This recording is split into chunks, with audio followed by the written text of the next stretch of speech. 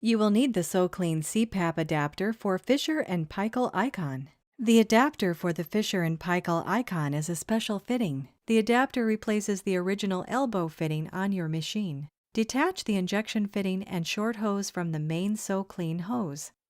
Disconnect the short hose from the inside of the injection fitting. Install the short hose to the stem on the inside of the new Icon adapter. Connect the main hose from the SoClean to the stem on the outside of the Icon adapter. Detach the original elbow fitting from the back of the Icon CPAP.